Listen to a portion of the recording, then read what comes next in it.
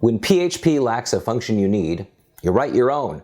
You can write functions that carry out specific tasks, avoid repetition in the code, and make your code more readable.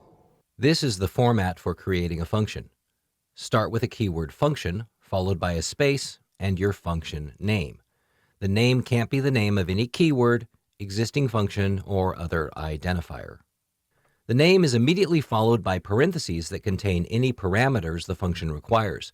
For functions that don't have any parameters, leave the parentheses empty. Next comes a pair of braces. The function's statements appear within the braces. For functions that return a value, use the return keyword.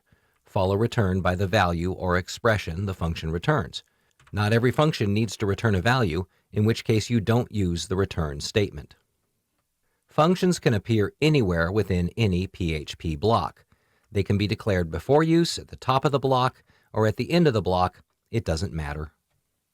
This code contains a silly function called blank. It outputs a single blank line.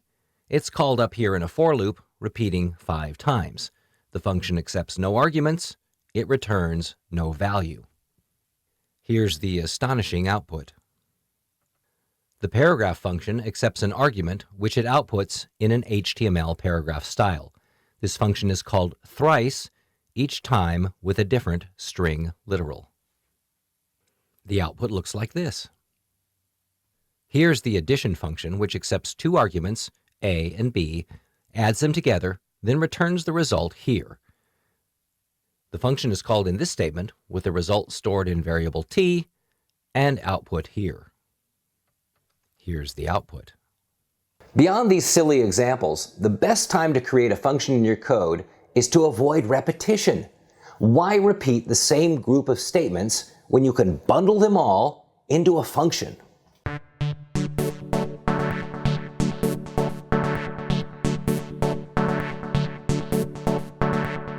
This PHP code could easily be written in HTML, but do you see a pattern?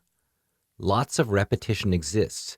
In fact, the only changed item for each table are the contents, always 3 words, each in 3 cells in a single table row. The output isn't impressive, but that's not the point. Your goal for this challenge is to write a function, make table.